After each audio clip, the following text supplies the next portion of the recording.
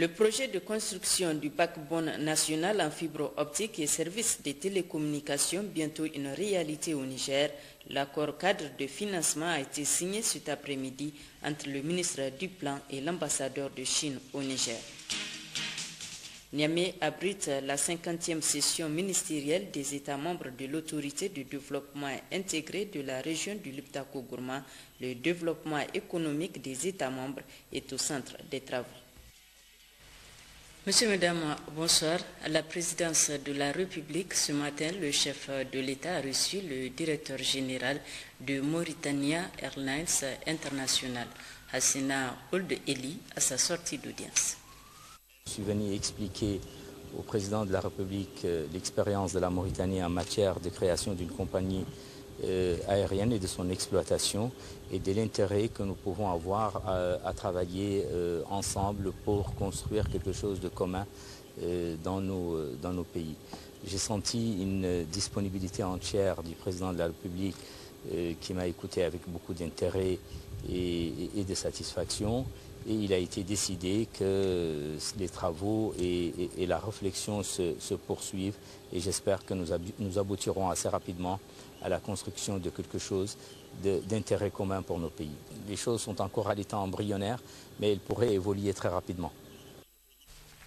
Et puis ce communiqué du secrétariat général du gouvernement sur proposition du ministre de la Justice, garde des Sceaux, porte-parole du gouvernement, le président de la République, chef de l'État, Issoufou Mahamadou, a signé hier vendredi 13 décembre 2013 un décret portant nomination et affectation des magistrats du parquet. Le contenu de ce décret juste après ce journal. Le Premier ministre Brigitte Raffini a reçu en audience cet après-midi à son cabinet une délégation du Lions Club conduite par le gouverneur Georges Tunkara. Les Lions Club ont manifesté leur volonté d'accompagner le Niger dans son programme de développement.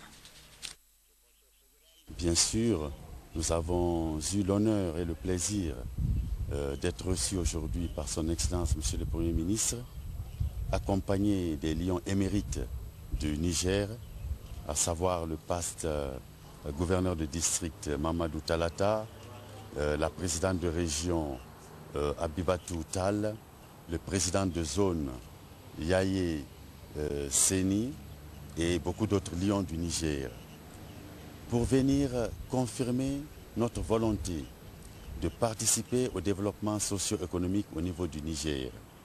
Car les lions du Niger font beaucoup de travaux, font beaucoup de travail.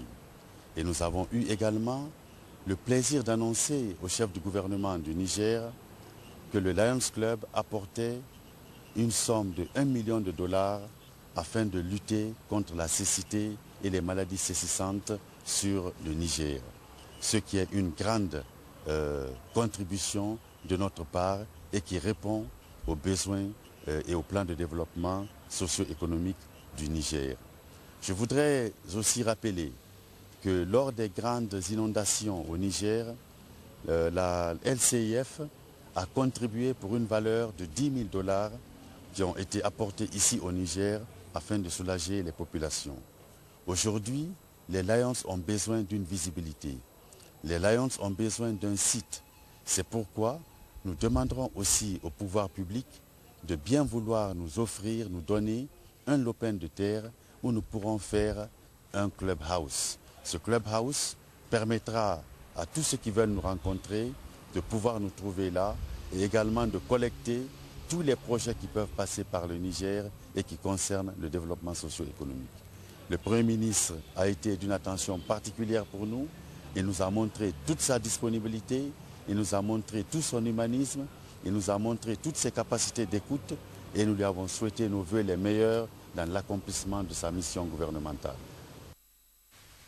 À Dosso, cérémonie d'intronisation ce samedi du nouveau chef de canton de Tchouta, l'honorable Germakoy Amadou Seni Makaji.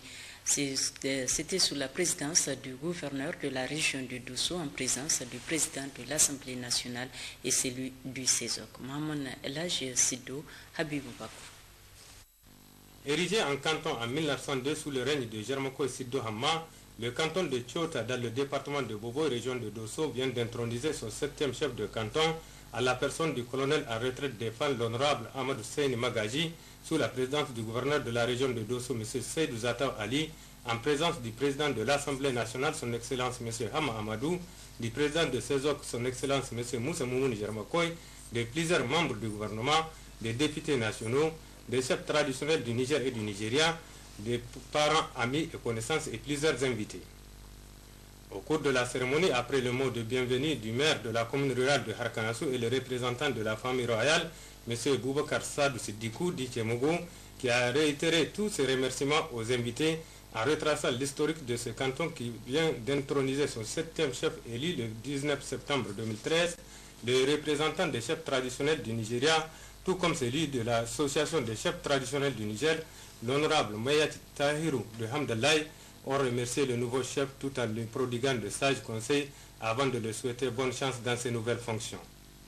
Le gouverneur de la région de Dosso, M. Seydou Zataw Ali, en prenant la parole au nom du président de la République, son Excellence El Hadji Issoufou Mahamadou, et du Premier ministre chef du gouvernement El Hadji Birji Rafini, félicité l'honorable Germakoy Amadou Seyni Magaji d'avoir vécu ce jour historique avant de le rassurer de tous les soutiens des autorités de la 7e République dans le cadre de l'accomplissement de sa noble et exaltante mission.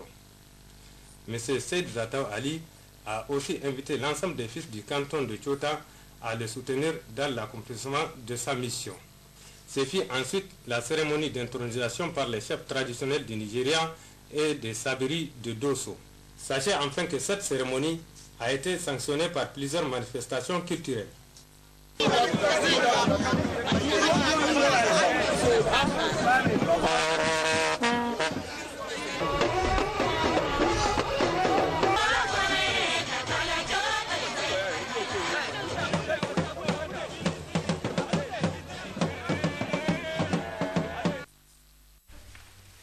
Et puis vous vous rappelez le Conseil des ministres d'hier, vendredi 13 décembre 2013, déclarant plusieurs carrefours de la capitale d'utilité publique dans le cadre de la réalisation de 3 nouveaux échangeurs dans la capitale.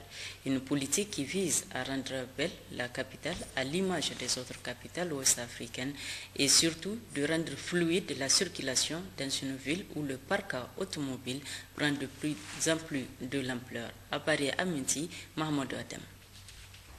Le gouvernement décide de réaliser les ambitions du président de la République, à savoir faire de Niamey une capitale à l'image des portails des autres pays émergents.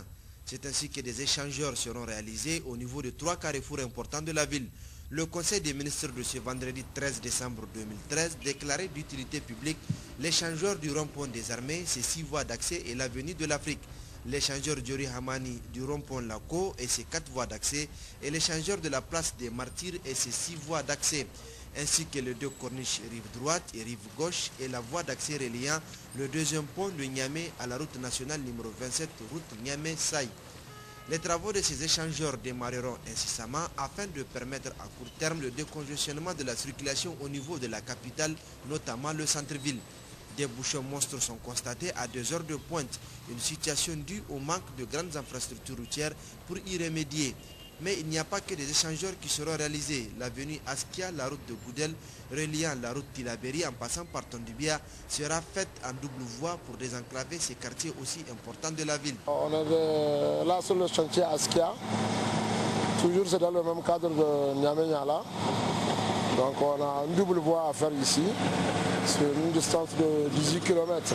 Il va passer par Goudel, rejoindre la route de Tilaberi vers Bangoula. Ce chantier va durer 12 mois. On a commencé le 5 décembre. Dans les bonnes conditions qu'on a pu démarrer, on passe l'achever à temps, quoi. Niamey est une ville géographiquement belle, partagée entre 2 rives du fleuve Niger, mais par manque de véritables infrastructures routières modernes et le non-engagement des autorités locales tend à perdre son charme. L'engagement et le pragmatisme du président de la République et de son gouvernement permettront de résoudre une part, mais la population et surtout les élus locaux ont eux aussi leurs responsabilités engagées afin de mieux entretenir la vitrine du pays. Par rapport justement à ce projet, nous recevons sur ce plateau le ministre de l'Équipement, Ibrahima Noumou. Bonsoir, monsieur le ministre. Bonsoir, madame. Et merci d'être venu. Dans le cadre de la politique Niamey-Niala, le gouvernement a décidé, vous venez de le voir dans ce reportage, de réaliser 3 autres échangeurs. Alors, pouvez-vous nous parler de cette initiative qui vise à rendre Niamey plus belle? Oui, merci madame. Et comme vous le savez, un grand programme dit Niamey-Niala a été initié par son Excellence Monsieur le Président de la République.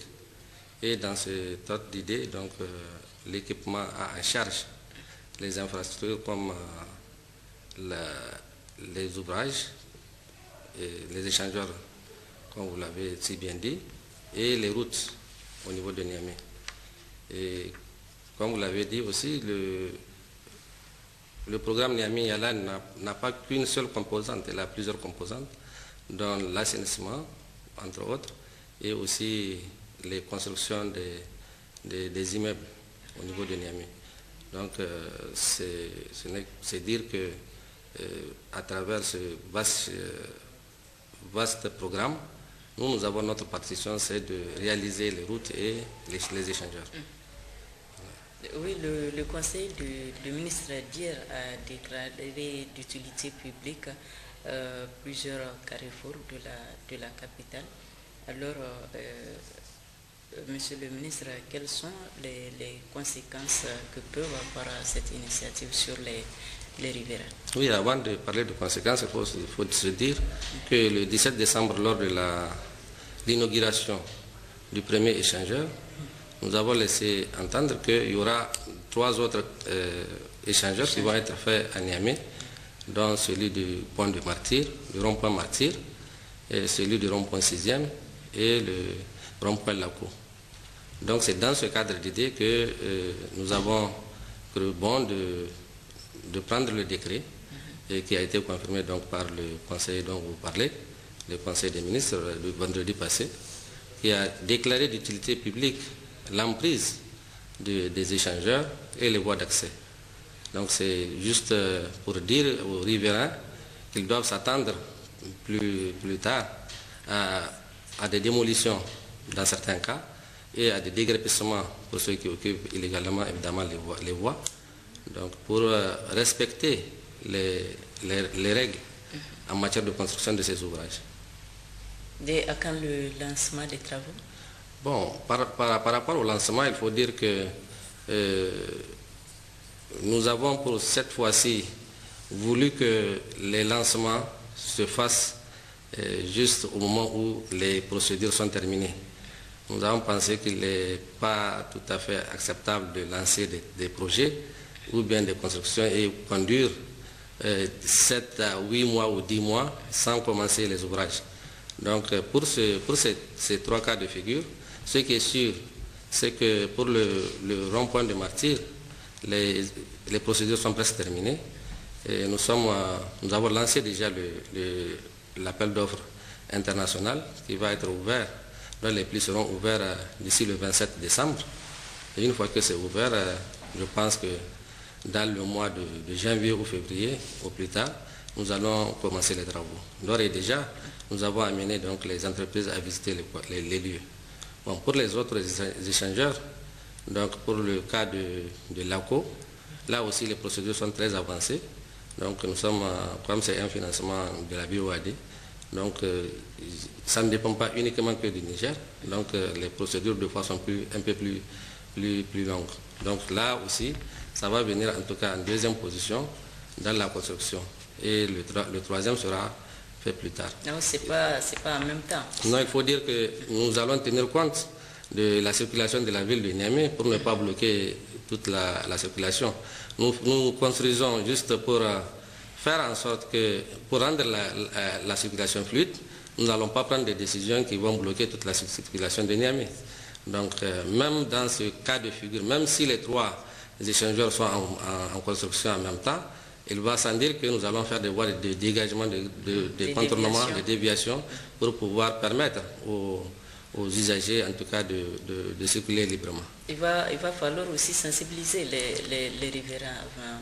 Oui, justement. Vous savez, dans ces genres de construction, il y a toujours des commissaires qui sont nommés et qui font la sensibilisation, qui prennent en charge toutes les questions d'impact sur les riverains et de déguerpissement s'il y a lieu de faire. Donc il y a des gens qui sont prévus pour ça et qui vont en tout cas au moment prévu prendre cette tâche pour informer, pour sensibiliser, pour dire aux gens quand est-ce qu'ils vont attendre leur dédommagement et puis comment est-ce que la procédure va se tenir. Oui, Monsieur le ministre, quels sont les autres chantiers déjà engagés à Niamey et à l'intérieur du pays dans le domaine des infrastructures? À Niamey, il faut dire que à part ces trois échangeurs, nous aurons, comme vous l'avez vu tout à l'heure, le boulevard Askia Mohamed et la route Goudel-Tonibia qui ont déjà démarré. Nous avons un troisième pont que nous prévoyons de faire sur le fleuve Niger, vers la zone Goudel. Et nous avons 70 km en chantier, qui vont être en chantier d'ici peu, mais nous allons aussi, dans ce ordre d'idée, répartir cela en 3 lots. Puisque pour ne pas bloquer toute la ville, parce que si vous engagez 70 km d'emblée dans Niamey, il va sans dire qu'il y aura des problèmes de circulation dans la ville. Donc nous avons opté pour un premier temps scinder ces 70 km en 3 lots, afin de ne pas bloquer la circulation dans Niamey et en même temps, c'est-à-dire finir certains ouvrages dans les délais et certaines routes dans les délais. Donc moi je pense qu'en plus de cela, évidemment, il faut dire aussi qu'il y a le lancement des chemins de fer à Niamey qui va se faire dans les prochains jours, s'il plaît à Dieu. Et à l'intérieur du pays, à l'intérieur du pays, vous savez, il y a assez de projets qui sont lancés déjà. Nous venons de rentrer d'une mission qui nous a amenés en tout cas dans presque 6 régions, ou 7 régions disons, sur les 8, je n'ai pas été à Agadez. Donc si vous prenez Ottawa, donc on a visité la route Moujia-Ilela-Barguichiri qui est en train d'être faite, et puis la voirie de Lela, la route de Anter qui fait Awilik-Stajaï. Donc nous avons visité aussi la route Madawa-Bouzaketa qui devrait être terminée pour pouvoir commencer le bitumage. Elle est en terre pour le moment. Donc nous attendons de commencer les bitumages dans les prochains jours. C'est vrai, le chantier est en retard, mais nous sommes en train de voir les voies et moyens pour résorber ce retard et passer au bitumage de la dite route. Monsieur le ministre, il y a des chantiers où ça traîne, comme celui de Gaïa, la route. Vous savez, le chantier de Gaïa, les gens ne le savent pas, c'est parce que c'est l'une des routes les plus fréquentées du Niger. Mais le délai d'exécution n'est pas encore expiré. Mais parce que ça draine près de 60% de notre trafic, de nos importations, ce qui fait que les gens sont plus aptes à en parler toujours. C'est vrai, c'est un chantier que nous pensons qui est en retard. Et nous l'avons dit sur le terrain quand nous avons fait la tournée. Et nous sommes en train de prendre les dispositions pour que, en tout cas, les solutions idoines soient prises de concert avec les entrepreneurs qui sont sur ce chantier-là pour trouver, en tout cas, voir un terme de cette route-là qui est importante pour le Niger, puisque vous savez, nous allons aussi lancer la route très prochainement, la route Dosso-Bela, pour joindre l'autre bout qui va être fait. Donc c'est vrai aussi, nous avons la route à reprise de Sarnawa à Madawa, qui est presque terminée. Dans un mois ou 2, en tout cas, la route sera livrée. Et la réhabilitation de la route Guidarumji-Madawa, là aussi il y a un retard que nous avons, en tout cas, nous avons eu à rencontrer les responsables de ce chantier et le responsable même en chef de l'entreprise pour trouver les voies et moyens pour aller vite et finir ces chantiers-là dans le délai. Au grand bonheur des populations. Oui. Monsieur le ministre, pour revenir aux échangeurs, à votre dernier mot, si vous avez un appel particulier à lancer à l'endroit des riverains. Oui, j'avais lancé un appel lorsque nous avons eu à inaugurer le premier échangeur. Comme vous le savez, les procédures de dédommagement, c'est très long, puisque vous ne pouvez pas dédommager quelqu'un sans savoir l'impact qu'il a subi. C'est vrai, certains demandent à ce qu'il soit vite dédommagé, mais il se trouve que c'est très difficile. Quand vous prenez un boutiquier, par exemple, qui n'a pas eu de dommages, il n'a pas eu de démolition sur sa boutique, mais qui a fermé pour cause des travaux, vous ne pouvez pas l'indemniser tout de suite. Il faut attendre la fin des travaux pour évaluer ce qu'il a eu comme impact avant de le dédommager. Donc ces questions-là sont prises, évidemment, comme je vous l'ai dit, avec des commissaires qui discutent avec les gens, qui informent et à la fin, les uns et les autres passent devant une commission qui a une certaine composition, dont les députés, les maires, un certain nombre de personnalités, pour évaluer avec les impactés les dommages subis. Donc c'est dire, mon appel, c'est que les uns et les autres se calment, qu'ils sachent que, en tout cas, l'État ne faillira pas par rapport au dédommagement qui devrait leur être versé. Merci, Monsieur le ministre. Je rappelle que vous êtes le ministre de l'Équipement, Ibrahim Nomo. Merci surtout d'être venu. Merci. Le ministre d'État, ministre du Plan, Amadou Boubacar Sissé, et l'ambassadeur de la République populaire de Chine, Shi Hu, ont procédé cet après-midi à la signature d'un accord cadre de financement du projet de construction du backbone national en fibre optique et services de télécommunications. Pour la construction de ce projet, la Chine mettra à la disposition du Niger un prêt préférentiel d'un montant d'environ 50 milliards de francs CFA. Guy Mathieu Tia, Abdoulaye Adam.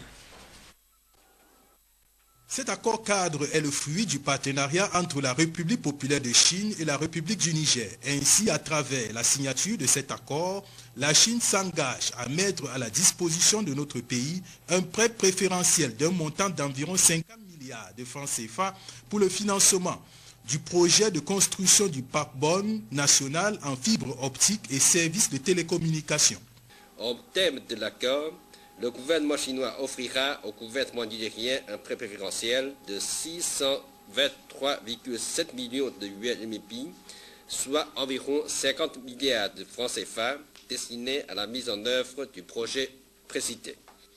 En Chine, l'industrie de télécommunications se développe très vite et se classe parmi les premières au niveau international. Nous souhaitons sincèrement partager avec le peuple nigérien les avantages du développement des télécommunications dans le but de voir les Nigériens bénéficier des fruits de la coopération gagnant-gagnant entre nos deux pays. Le projet dont l'accord est signé aujourd'hui comprend 100 stations de base de CTMA et VETO, 2275 km de backbone en fibre optique et 50 000 lignes de réseau ADSL. Une fois construit, ce projet permettra au Niger de sortir des pays sans backbone en fibre optique, de réaliser un grand développement des télécommunications et d'augmenter son niveau d'information, donnant ainsi un nouvel élan à l'économie nationale. La réalisation de ce projet s'inscrit dans le cadre de la mise en œuvre du plan de développement économique et social, PDES. La réalisation de ce projet, qui s'inscrit dans le cadre de la mise en œuvre du plan de développement économique et social 2012-2015, notamment dans le programme de développement des infrastructures, des applications et des contenus numériques, a pour objectif principal de prolonger le réseau backbone national en fibre optique et de sécuriser la connexion en assurant une liaison de plus à l'international.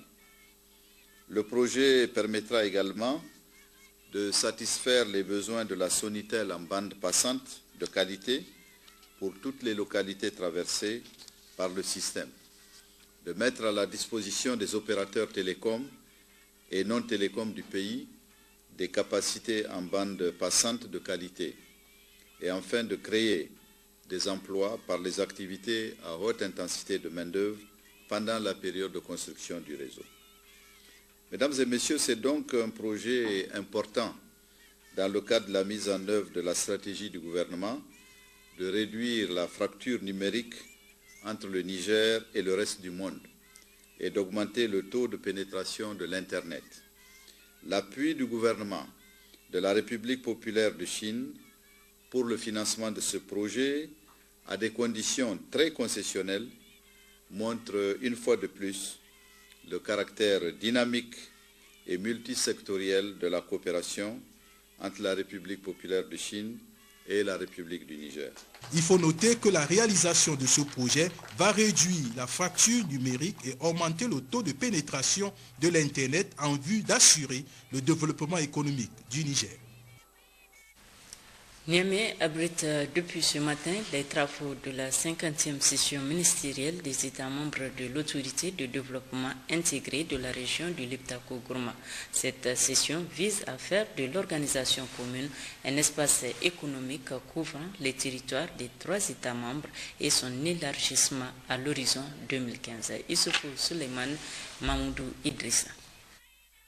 Après 3 jours d'intenses travaux des experts des États membres de l'autorité de développement intégré de la région de Liptako-Gourma, s'est tenue ce matin la 50e session ordinaire des ministres de l'organisation. Au menu de ces conseils des ministres, approfondir la réflexion pour mettre en œuvre les mécanismes d'un développement harmonieux pour un avenir radieux des populations de la région. Et c'est précisément à juste titre que dans un élan d'anticipation et de clairvoyance, nos chefs d'État avaient instruit lors de leur 5e sommet tenu à Gao le 25 avril 2005, le Conseil des ministres de mener une étude en vue de la transformation de l'ALG en un espace économique intégré couvrant l'ensemble des territoires des 3 pays membres.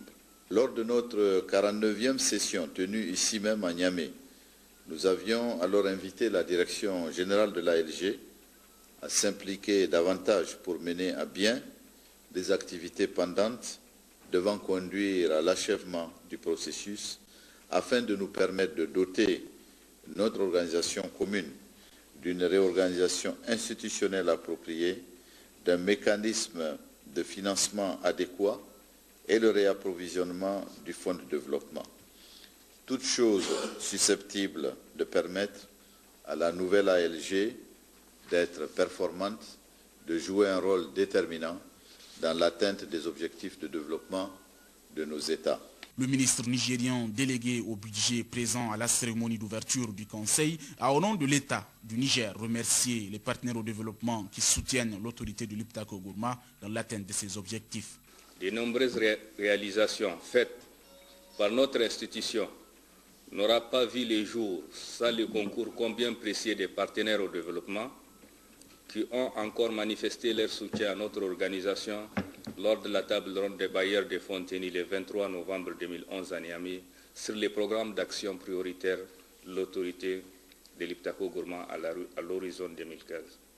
Le gouvernement du Niger, par ma voix, les remercie pour ce grand intérêt qu'ils n'ont cessé de manifester à l'endroit de l'autorité de Liptako-Gourma et les exhorte à demeurer auprès d'elle pour la réalisation des objectifs de développement attendus par nos populations respectives. Il faut enfin préciser que le ministre du Plan de l'aménagement du territoire et du développement communautaire Amadou Bakar Sissé, président en exercice du Conseil des ministres de l'organisation, a par ailleurs attiré l'attention du Conseil sur la recherche d'une solution durable pour la stabilité et la sécurité dans la sous-région, sans quoi il serait difficile de mettre en œuvre les programmes de développement et les plans d'action souhaités par l'organisation. Nous l'annoncions hier, le ministre d'État à la présidence Albadé Abouba a présidé au Palais des Congrès l'ouverture des travaux du 7e congrès de l'Organisation de la jeunesse musulmane en Afrique de l'Ouest. Au Jimao, en marge de ce congrès, se tient également la session internationale de formation islamique Mohamedou Adamou Moudachiro Ouma Jamil. L'Organisation de la jeunesse musulmane en Afrique de l'Ouest, OGMAO, tient par ses présentes assises son 7e congrès couplé à la session internationale de formation islamique. Le GMAO, qui est à ses 20 ans d'existence, est une structure sous-régionale de coopération et de coordination des activités des associations de la jeunesse musulmane. Nous sommes très heureux au Niger d'accueillir ce rassemblement et je suis agréablement surpris qu'en dépit de la jeunesse relative de cette organisation et surtout de la jeunesse également tout aussi relative de ses animateurs, nous constatons que cette organisation s'est engagée dans une voie très dynamique dans le sens de l'intégration sous-régionale et même continentale. Et à cet effet, vous avez les encouragements, les soutiens et tous les appuis nécessaires au niveau du gouvernement de la République du Niger. La session internationale de formation se tient chaque année en vue de traiter des questions d'actualité. Pendant 3 jours, les jeunes de nos États réunis au Niger échangeront sur des thématiques diverses, la contribution de la jeunesse musulmane à l'effort de développement socio-économique des États de l'Afrique de l'Ouest, de la jeunesse musulmane ouest-africaine face aux défis de l'heure, paix, sécurité et développement, de la spiritualité, base d'un développement équilibré, ce que signifie être un projet pour un jeune musulman dans le contexte actuel, la mise en œuvre des politiques nationales de jeunesse en Afrique de l'Ouest, quelle contribution des organisations islamiques de jeunesse. À signaler que la présente session concerne environ 200 jeunes, hommes et femmes, venus de l'extérieur et de l'intérieur du Niger. L'OGEMAO regroupe 21 associations islamiques de jeunesse nationale issues des 8 pays d'Afrique de l'Ouest, à savoir le Bénin, le Burkina Faso, la Côte d'Ivoire, la Guinée, le Mali, le Niger, le Sénégal et le Togo. Son principal objectif est de contribuer au développement socio-économique des États de l'Afrique de l'Ouest. Journée d'information ce samedi à l'Assemblée nationale, organisée à l'intention des parlementaires membres du réseau nigérien pour la décentralisation et le développement local. Cet atelier vise à amener les élus nationaux à s'intéresser davantage aux questions de décentralisation et de transfert de compétences et de ressources de l'État aux collectivités territoriales. Issoufou Noumou, Mariam Dagou. Décrire la problématique du transfert de compétences ainsi que les principes directeurs qui le sous-tendent aux députés nationaux afin de les amener à accorder toute l'attention et le soutien requis à la mise en œuvre et à la réussite de cette politique transversale, tel est l'objectif poursuivi par la présente formation. L'importance du transfert de compétences et de ressources dans la mise en œuvre de politiques sectorielles et la responsabilisation accrue des populations n'est donc plus à démontrer. Pour faire de cette activité une réussite, l'information et la sensibilisation des élus nationaux que vous êtes sur l'opérationnalisation de ces transferts est un impératif. Mais faudra-t-il que vous soyez suffisamment éclairés sur ces enjeux, et c'est la raison pour laquelle le ministère en charge de la décentralisation a initié cette journée d'information-sensibilisation. À l'ouverture de ces travaux, le deuxième vice-président de l'Assemblée nationale a d'abord salué l'initiative avant d'inciter les députés à plus d'assiduité. La tenue de ce séminaire d'information et de sensibilisation est à saluer car il constitue un appel de l'importance du processus de la décentralisation et de la responsabilisation de tous les acteurs, population, élus locaux, État au sens large du terme et partenaires au développement.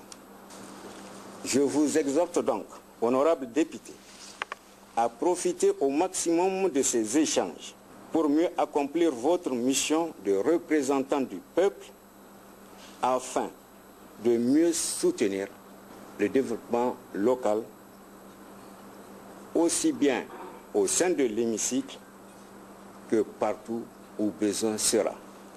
Ce séminaire d'information et de formation édifiera sans nul doute les élus nationaux et impulsera leur mobilisation en faveur de la viabilité de nos collectivités territoriales.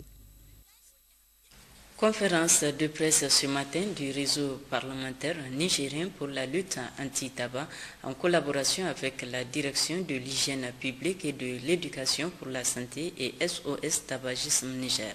Conférence au cours de laquelle les deux textes d'application de la loi anti-tabac adoptés tout récemment par notre pays ont été présentés. Issoufou Nomo, Maremadakou. À travers cette conférence de presse organisée sous l'égide du réseau parlementaire nigérien pour la lutte anti-tabac, co-animée par le directeur de l'hygiène publique et de l'éducation pour la santé et le président du SOS Tabagisme Niger, il est question de porter à la connaissance de l'opinion publique nationale et internationale les deux textes d'application de la loi anti-tabac qui viennent d'être adoptés par l'État nigérien. Ainsi, le premier conférencier, en la personne du directeur de l'hygiène publique et de l'éducation pour la santé, a décortiqué le contenu du premier texte, à savoir l'arrêté numéro 441. Et cet arrêté contient quoi? D'abord, le positionnement des points de vente par rapport aux institutions, mais également la disposition des points de vente par rapport les uns aux autres.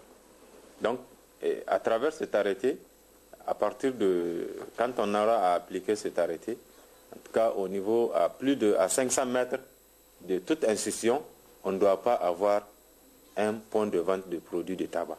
C'est-à-dire qu'aujourd'hui, à 500 mètres de l'Assemblée, nous ne devons pas avoir un point de vente de produits de tabac.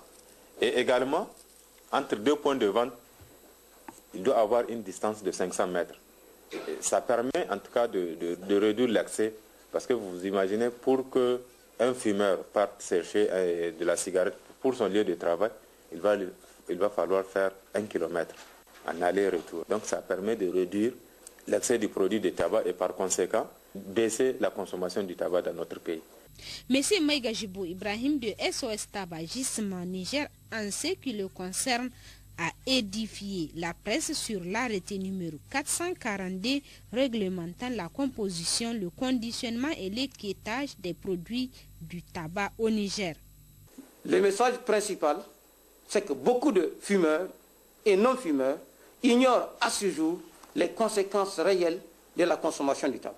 Et le paquet du tabac, les paquets de tabac à être vendus au Niger vont dans un an porter, n'est-ce pas, donc, des images. Donc il s'agit des images du cancer mortel du poumon, du cancer de la bouche, des complications pendant la grossesse, une image sur le fait que la fumée du tabac nuit à la santé de l'enfant, une image sur le fait que l'usage du tabac provoque l'impuissance sexuelle, une image sur le fait que la fumée du tabac nuit à la santé de votre entourage. Le tabagisme passif est la chose la plus classique dans notre pays.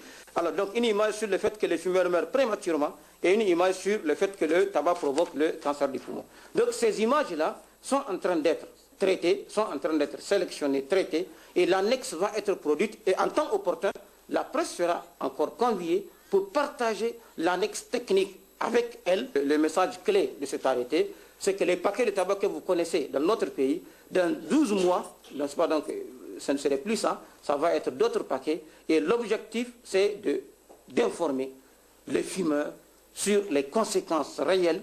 Un délai d'un an est ainsi donné aux fabricants et importateurs de tabac pour se conformer aux dispositions de ces deux textes d'application de la loi anti-tabac. Autre aspect de ce journal, la foire régionale de l'intégration économique de l'UMOA, officiellement lancée hier par le ministre du Commerce au palais du 29 juillet de Niamey. Plusieurs délégations des États membres et des pays amis y prennent part. Askou Jibrilla, Mamoudou Idrissa. Ce sont plusieurs délégations conduites par des hautes personnalités des États membres de l'UEMOA et des pays amis du Niger qui ont pris part activement à cette cérémonie de lancement de la deuxième édition de la foire régionale de l'intégration de l'UEMOA, placée sous le haut patronage du président de la République, chef de l'État, Issoufou Mahamadou. Un événement de taille, d'une part, pour les entrepreneurs, opérateurs économiques et investisseurs de la sous-région, car la promotion du secteur privé est au cœur de l'événement. D'autre part, pour la politique régionale en matière d'intégration, car le renforcement de l'intégration économique régionale à travers les échanges constitue le thème central de la rencontre. À cet effet, plusieurs allocutions ont marqué cette cérémonie de lancement, dont notamment celle du gouverneur de la région de Niamey, celle du vice-président de la Chambre du commerce, d'industrie et d'artisanat du Niger, ou surtout l'intervention du vice-ministre du commerce du Ghana, de la ministre de l'économie maritime et des infrastructures portières du Bénin, ou encore celui du président de la Chambre consulaire régionale, Idi Ango Omar. L'état actuel du monde et de son économie redonne à l'Afrique et à notre région le rôle auquel nous n'avons jamais cessé de croire, celui d'une terre de croissance, d'opportunités, d'espérance et de talent. À ce titre, la foire de l'UMOA, notre foire, apparaît aujourd'hui comme une excellente vitrine pour donner un contenu et un visage à cette Afrique d'imagination et de progrès. Cette Afrique au taux de croissance moyen largement supérieur à 6% depuis plusieurs années, face à des continents dont certains pays sont au mieux en panne de croissance, d'autres, comme vous le savez, en grave récession. Cette Afrique où la jeunesse n'a jamais cessé de rêver, où nos artisans n'ont jamais cessé d'innover, où nos entrepreneurs n'ont jamais cessé d'inventer. Monsieur le ministre, honorables invités, ce à quoi nous assistons, en dépit des apparences, des crises localisées et du défi sécuritaire, c'est que l'Afrique est devenue le nouvel horizon des investisseurs du monde entier qui, avec 48 milliards de dollars, ont multiplié par 6 en une seule année le montant de leurs investissements en direction de nos pays. N'ayons peur de rien, ne doutons de rien, ni de nos talents, ni de nos atouts, ni de nos faiblesses. Car ce n'est plus en Asie qui a eu son heure, ni même en Amérique malgré quelques frémissements que vous connaissez, encore moins en Europe pour les raisons également que vous connaissez, mais c'est ici, dans nos régions, dans nos pays et sur notre continent, que va se jouer, après l'essoufflement des pays émergents, le destin économique de la planète. C'est ici que se dessine la nouvelle frontière de la croissance économique mondiale.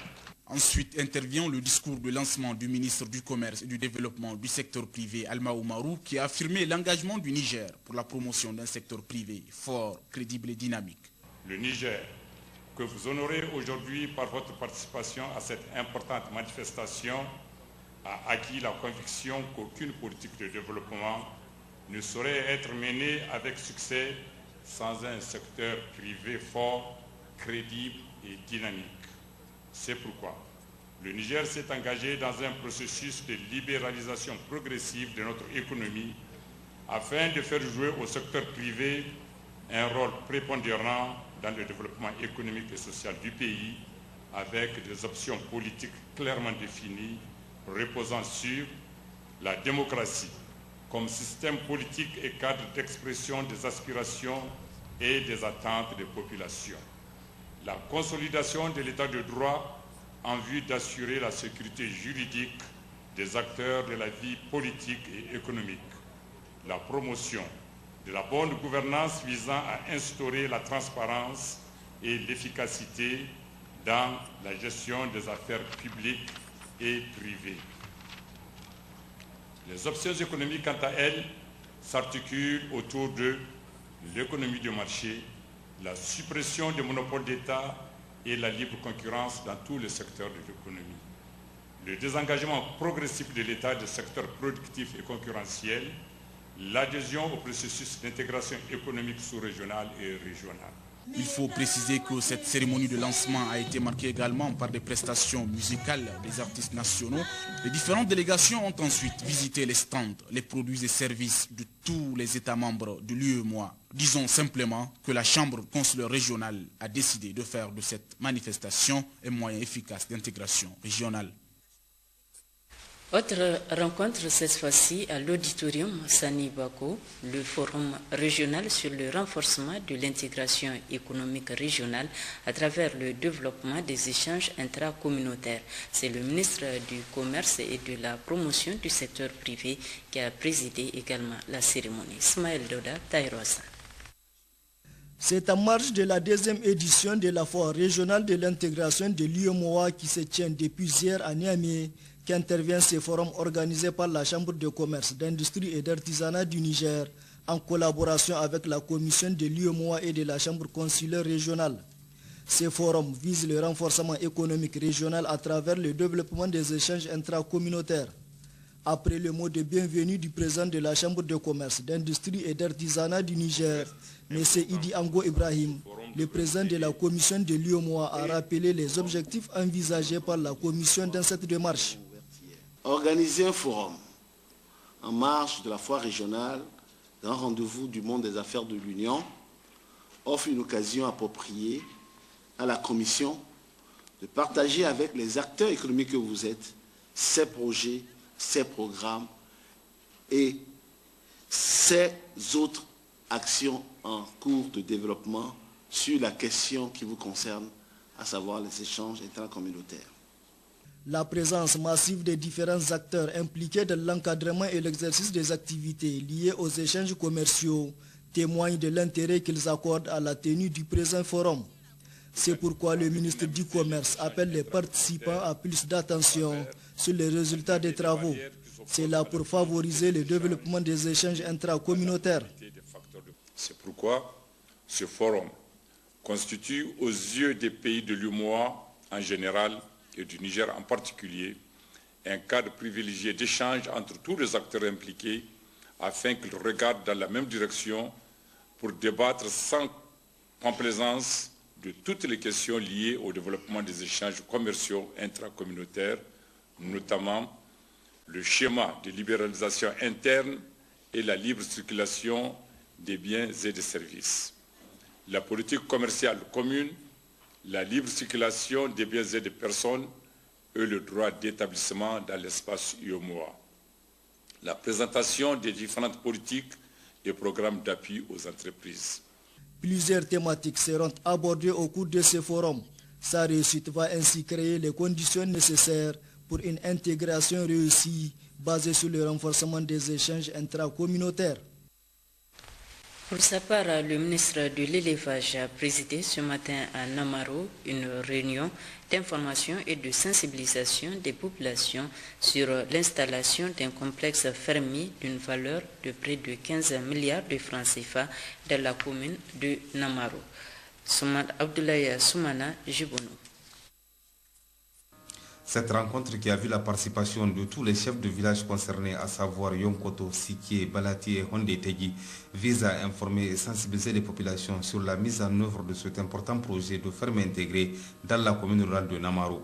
D'un coût de plus de 15 milliards de francs CFA, ce complexe comprend une unité de production fourragère en irrigué, une unité de traitement et de production d'aliments de bétail à haute valeur nutritive, une zone de quarantaine des animaux acquis sur les marchés locaux, une unité d'embouche intensive des animaux, un abattoir moderne répondant aux normes halal et internationales, une usine de transformation, de traitement et de conditionnement des produits carnés et des chambres froides pour la conservation. En ouvrant les travaux, le ministre de l'Élevage a transmis les salutations fraternelles des autorités de la 7e République à ses populations. Mohamed El Haji Ousmane a ensuite longuement expliqué l'objectif de cet important projet et le processus de sa mise en œuvre. Ce complexe, qui s'étendra sur les 700 hectares objet du décret 2013-416 du 30 septembre 2013, portant déclaration d'utilité publique le site d'implantation du projet, a été monté suivant un modèle de partenariat public-privé où tous les parties prenantes sortent gagnantes. Les premiers gagnants sont certainement les populations des villages environnements que vous êtes. Gagnants d'abord à travers le processus d'indemnisation à juste titre par l'État. Gagnants ensuite à travers la création de plus de 200 emplois permanents qui seront pour l'essentiel fournis par la main-d'œuvre locale. Les autres gagnants seront les éleveurs qui pourront facilement écouler leur production et saisir l'opportunité pour mieux valoriser cette énorme potentialité, cette richesse inestimable et inépuisable qu'est l'élevage. Ainsi, comme vous pouvez le constater, il s'agit d'un projet de grande importance pour l'économie du pays et pour lequel les plus hautes autorités de la 7e République accordent une attention toute particulière. Le secrétaire général de la région de Tillabéri a exprimé toute la reconnaissance des populations aux autorités de la 7e République et aux partenaires du Niger pour tous les efforts qu'ils déploient dans la recherche de l'amélioration des conditions de vie des populations. Adamou Halidou devait ensuite exhorter les populations à s'investir pleinement dans le processus de la mise en œuvre de ce projet. Le maire de la commune rurale de Namaro a exprimé ses sincères remerciements pour le choix de sa commune pour l'implantation de cet important projet. Au cours du débat qui devait suivre, les populations ont posé plusieurs questions pertinentes, des questions auxquelles le ministre a donné des réponses claires et précises. Les bénéficiaires ont également saisi l'occasion pour soumettre quelques doléances avant de réitérer leur disponibilité à s'investir pleinement dans le développement économique et social de leur commune. Auparavant, le ministre de l'Élevage a effectué une série de visites. À Bangoukware, Mohamed El Haji Ousmane a visité le site de 5 hectares de Bourgou exploité dans le cadre de la mise en œuvre de l'initiative 3N. Les Nigériens nourrissent les Nigériens par le groupement Diga Dondon sous l'encadrement de la direction régionale de l'élevage et le marché du village, dont le terrain a été gracieusement mis à la disposition du village par quelques ressortissants. Le ministre se réjouit de ces actions menées par les populations. Mohamed El Haji Ousmane a réitéré l'engagement de l'État à soutenir davantage leur initiative de développement local. Lancement ce matin au centre culturel Omar Ouganda du mois du livre de la littérature et de la lecture. Lancé par le ministre de la Culture en présence de celui de la communication, cette manifestation durera un mois avec au programme plusieurs activités dont entre autres la foire du livre, le concours de littérature et l'atelier d'écriture. Détail Abdoulaye Hamidou, Gérard Abdelaziz. Après une léthargie qui a duré 14 ans, le mois du livre renaît avec le lancement ce matin par le ministre en charge de la culture de l'édition de 2013 avec comme objectif majeur, entre autres, de créer un cadre d'échange culturel par le biais d'expositions, de conférences, de projections cinématographiques et de représentations théâtrales. Cette importante manifestation ayant connu une profonde léthargie depuis 1999, laissant ainsi perplexe l'ensemble des acteurs du secteur, les autorités de la 7e République, au premier rang desquelles son Excellence M. Issoufou Mahamadou, Président de la République, chef de l'État, et son Excellence M. Brigitte Raffini, Premier ministre, chef du gouvernement, ont décidé de réhabiliter pour redonner à la chaîne du livre ses lettres de noblesse. Sa tenue régulière créera dorénavant un espace culturel hors pair, cadre privilégié d'échange entre l'administration de la culture, le public, les professionnels du secteur et les partenaires techniques et financiers. Accordant un intérêt particulier au livre et à la littérature, les autorités de la 7e République ont fait mieux. Faut-il le rappeler? Parler du livre, c'est parler du rôle fondamental qu'il joue dans l'élaboration de la pensée et de la formation. C'est aussi parler de cette source irremplaçable et intarissable où l'on puise les savoirs les plus encyclopédiques aux plus ludiques. Le défunt président de la République d'Afrique du Sud, prix Nobel de la paix, Nelson Mandela, paix à son âme, n'a-t-il pas dit, et je cite, « Une nation qui lit est une nation qui gagne ». Fin de citation. Pour marquer sa volonté de faire de la culture en général et du livre en particulier un véritable levier de développement, le gouvernement a initié plusieurs actions dont la structuration de la chaîne du livre, la mise en place de 12 centres d'animation et d'action culturelle et 31 bibliothèques de lecture publique en parfait accord avec la politique culturelle nationale. Cette édition du mois du livre, de la littérature et de la lecture publique, présidée par Adam Idé, comporte 6 composantes. On peut citer le prix Boubouhama, la foire du livre ou encore le concours national de littérature, des expositions ventes des livres nigériens et étrangers, des séances de dédicaces d'auteurs entre autres seront au menu de cette manifestation qui durera un mois. Clôture hier soir au Palais des Congrès de l'atelier sur la gestion durable des systèmes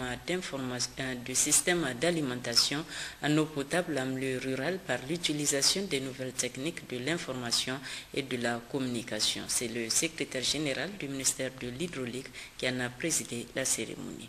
Abdoulaye Abdul Razak Amadou Issoufou Suleiman. Cet atelier a vu la participation des cadres du ministère de l'Environnement, de la Salubrité urbaine et du Développement durable, les représentants des collectivités territoriales, les membres du comité de pilotage du projet, les différents services techniques concernés, les représentants des projets intervenant dans le secteur de l'environnement. Ces participants ont eu 2 jours pour examiner le rapport du projet sur la promotion de la foresterie. Pour une mise en œuvre efficace du projet, des recommandations ont été formulées. Les participants à l'atelier ont formulé les recommandations ci-après. Au gouvernement de prendre les dispositions pour assurer la mise en œuvre effective de la stratégie et du plan d'action foresterie urbaine et périurbaine.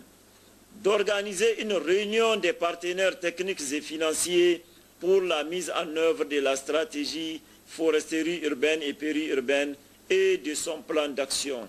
Recommande à la FAO de poursuivre son appui à la mise en œuvre des plans d'action de la foresterie urbaine et périurbaine. Enfin, recommande aux collectivités territoriales d'appuyer les groupes de travail multi-acteurs dans la poursuite de leurs activités et dans l'élaboration des nouveaux dossiers de projets et d'explorer les possibilités offertes par la coopération décentralisée. Le représentant du ministère de l'Environnement, de la Salubrité urbaine et du Développement durable a félicité les participants pour le sérieux avec lequel ils ont traité le sujet.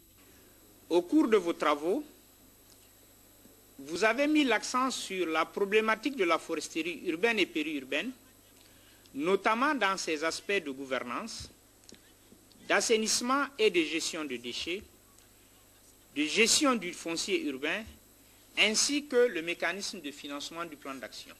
Malgré vos débats passionnés, vous avez abouti à un large consensus ayant permis la validation de la stratégie nationale, de même que le plan d'action pour sa mise en œuvre.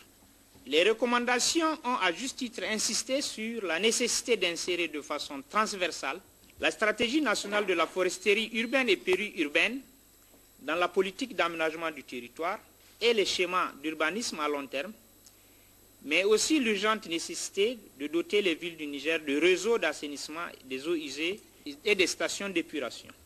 La FAO, partenaire principal du dit projet à travers son représentant, a salué la validation du rapport et souhaite une mise en œuvre efficace et rapide pour assainir nos villes et créer un cadre de bien-être social. Oui, autant pour moi, vous venez là de suivre la clôture de l'atelier sur la foresterie urbaine et périurbaine.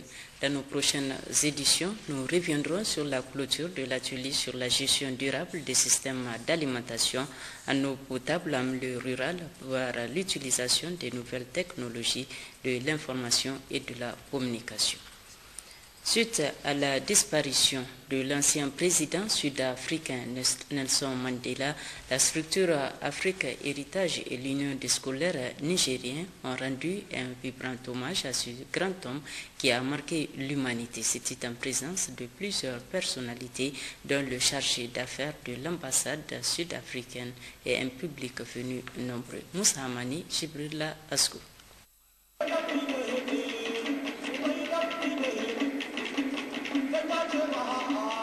Cette cérémonie d'hommage à Nelson Mandela a été marquée par la projection de vidéoclips des artistes africains, à savoir Feu Dr Maman Garba du Niger, Nel Oliver du Bénin et Johnny Clegg d'Afrique du Sud. Cette rencontre a été également caractérisée par la signature du livre de condoléances par une projection film retraçant le parcours atypique de Madiba, suivi de témoignages de personnalités politiques de la société civile, sans oublier les pertinentes interventions de l'Union des scolaires nigériens, USN, du chargé d'affaires de l'ambassade sud-africaine et celle du comité d'organisation à travers Afrique Héritage, principale initiatrice de cet hommage à ce digne fils de l'Afrique, un modèle pour l'humanité. Aujourd'hui, nous rendons hommage à Nelson Mandela et à tous ceux qui, comme lui, ont su changer le monde par les valeurs humaines. Hommage aussi à tous ceux qui ont lutté avec lui et qui ont lutté comme lui dans d'autres pays, en d'autres temps, pour d'autres causes. Aujourd'hui, je vous invite à adopter l'attitude Mandela. L'Union des scolaires nigériens, en tant qu'organisation panafricaine, ne peut rester indifférente en cet instant où l'Afrique et le monde entier sont en deuil. Mandela, l'ISN te rend hommage mérité. Tu le mérites parce que tu as montré à la face du monde la maturité et la grandeur de l'Afrique. C'est toi qui as vécu parce que ton existence a été utile aux millions de vies. Tu vis encore et tu vivras parmi nous. Tes œuvres seront perpétuées par cette jeunesse qui prend conscience de la nécessité que l'Afrique doit s'unir pour faire entendre sa voix. 27 ans en prison, un mandat à la tête sud-africaine et 95 ans de vie sur terre, Nelson Mandela, durant toute sa vie, a œuvré dans le combat pour le respect du prochain, la liberté, l'unité entre les peuples du monde la dignité, le pardon, mais également la clairvoyance. Des vertus ou du moins des symboles que de nombreux témoignages ont relevés au cours de cette cérémonie d'hommage à son endroit. Toutes ces qualités et ces valeurs ont fait de lui un grand homme exceptionnel. Exceptionnel car de sa libération de prison à sa mort en passant par son investiture à la tête sud-africaine, c'est le monde entier qui s'est déplacé dans son pays pour lui rendre un vibrant hommage. C'est donc à juste titre que Héritage Culture, cette structure visionnaire, a tenu à témoigner toute son adhésion au combat de l'homme le plus célèbre du monde. Un combat qui a inspiré le monde entier, particulièrement la jeunesse, honorablement représentée à cette cérémonie d'hommage à Madiba, dont l'image et les œuvres resteront à jamais gravées dans la mémoire de l'humanité. Cérémonie de réception ce matin de la commune rurale de Courtey, département de Tillabéri, de 3 magasins de stockage de riz destinés à l'ensemble des groupements féminins. C'est le préfet du département de Tillabéri qui a présidé la cérémonie. Salamatou Bada, Amadou Ibrahim. Le projet d'urgence pour l'appui à la sécurité alimentaire et le développement rural PISADER vient de mettre à la disposition des 3 villages, Lossa, Sona et Kokomani, de la commune rurale de Courtey, département de Tillabéri, 3 complexes, magasins, bureaux, salles de réunion au groupement féminin, d'une valeur de 89 631 184 francs CFA, toutes taxes confondues. Ces joyaux permettront aux femmes de stocker leur ripadis ou de décortiquer une fois la moisson terminée. Occasion saisie par le maire de la commune rurale de Courtey d'exprimer toute sa satisfaction au regard de ces bâtiments destinés aux populations vulnérables et construits à grands frais. Bassirou Ali Hassan a, au nom du conseil communal et de toute la population du Courtey, remercié le PISADER pour cette action salvatrice. Très réjoui, il a pris l'engagement que ces ouvrages seront entretenus avec la plus grande attention. En réceptionnant ces magasins de stockage de riz, le préfet du département de Tillabéri a exprimé toute la reconnaissance des populations au projet PISADER pour ce geste hautement significatif. Le préfet Sadoumor devait ensuite rappeler les importants efforts déployés par l'État et ses partenaires en vue de soutenir ces populations.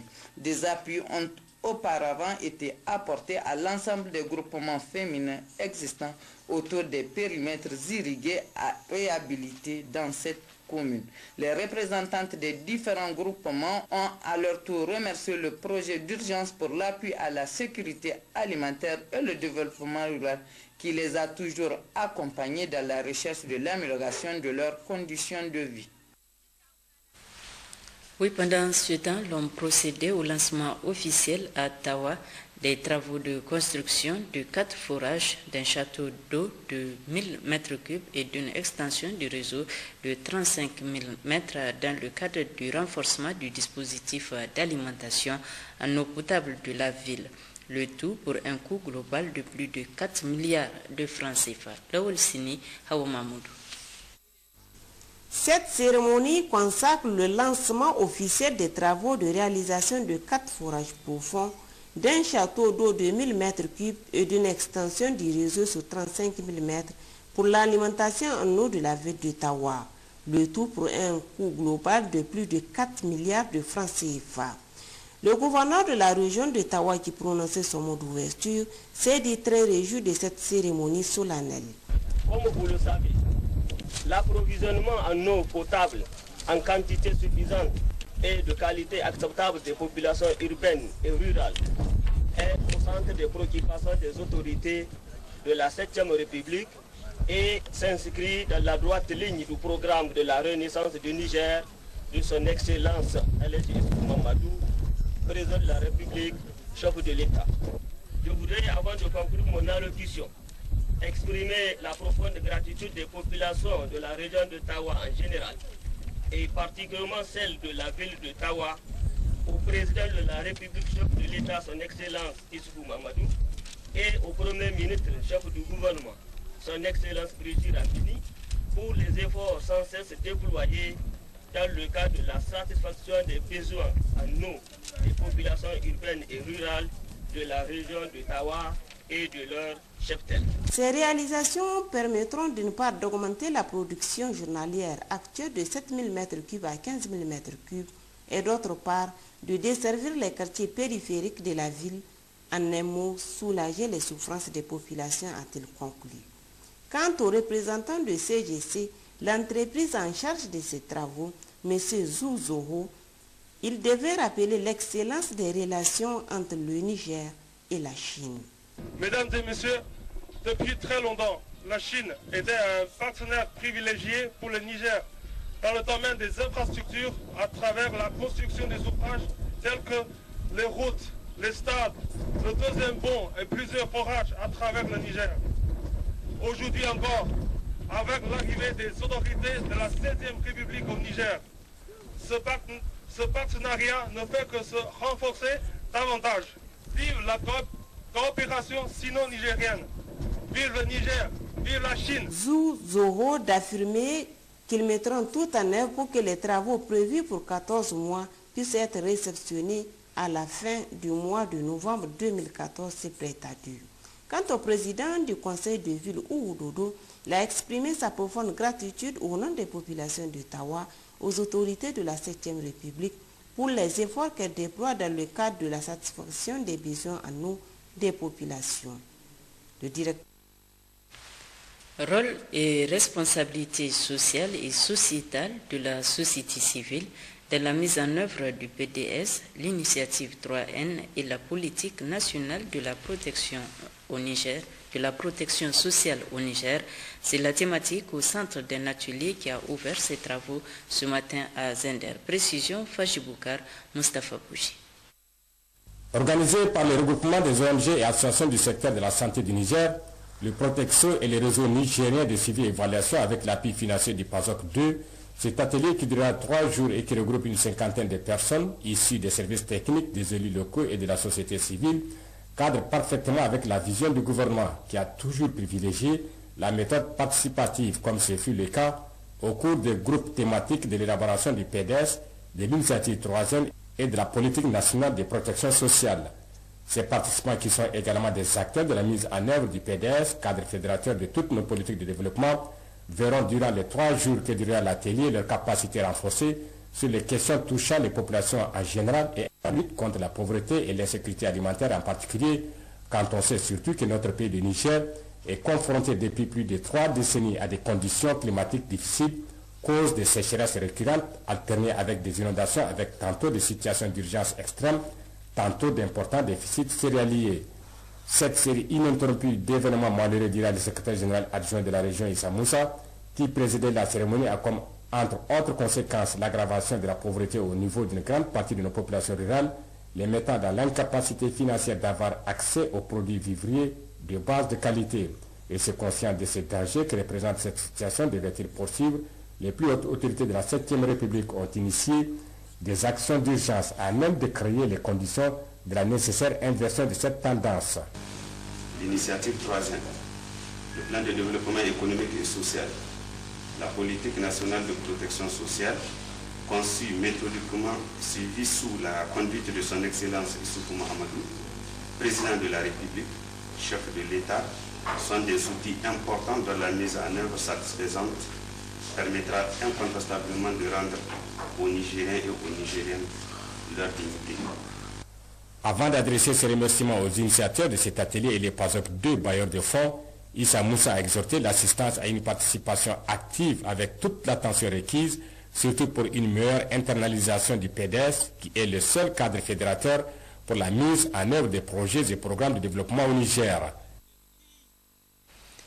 L'université Abdou Moumouni de Niamey délocalise pour la première fois la soutenance de sa thèse de doctorat. C'est en effet à Maradi que M. Karim Saleh a soutenu hier sa thèse de doctorat en biologie appliquée. Mamana Oumarou Moussejariri. C'est devant un jury composé de 5 membres, tous des universitaires rompus à la tâche, que Karim Saleh a exposé le contenu du volumineux document de 127 pages, fruit de ses recherches sur la dynamique de la biodiversité végétale suivant un gradient pluviométrique et un gradient d'utilisation des terres dans les observatoires de Falmey, Gaïa et Tawa-Tilaberi, Nord-Niger.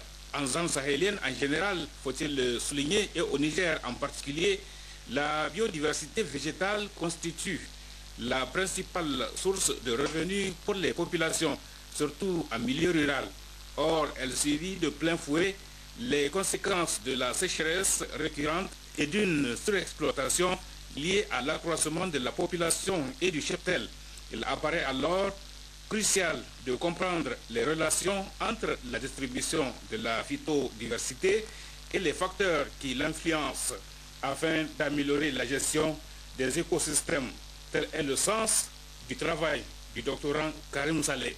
Le professeur Ginko Sita de l'Université de Ouagadougou, président du jury, le professeur Tchambano Adjima, également de l'Université de Ouagadougou et rapporteur externe de la thèse, le professeur Mohamed Ali de l'Université Abdou Moumouni de Niamey et directeur de la thèse, le professeur Sadou Maman, recteur de l'Université de Maradi, rapporteur interne de la thèse, et le docteur Yakoubou Bakasso de l'Université Abdou Moumouni de Niamey, membre du jury, ont soumis le candidat à un questionnaire accompagné de remarques très pertinentes dont la prise en compte enrichira le niveau scientifique du document. Quant au candidat Karim Saleh, il a répondu aux différentes questions à la grande satisfaction des membres du jury qui, par la voix du président, ont apprécié les résultats remarquables du travail de Karim, du travail qu'il a effectué, dont il a d'ailleurs présenté avec forte conviction. Nous, membres du jury, nommés par monsieur le recteur de l'université Abdou Moumouni, par arrêté numéro 866 rectorat du 4/12/2013, vu le diplôme d'études approfondies délivré à Ouagadougou en 2001 à M. Karim Saleh, né à Faraka, Oualam, Niger, le 1er janvier 1967, lui avons fait subir une terre ayant pour sujet dynamique de la biodiversité végétale suivant un gradient pluviométrique et un gradient d'utilisation des terres dans les observatoires de Falmey, Gaïa et Tawa-Tilaberi Nord, Niger, et l'avons déclaré digne du titre de docteur de l'université Abdou Moumouni avec la mention très honorable.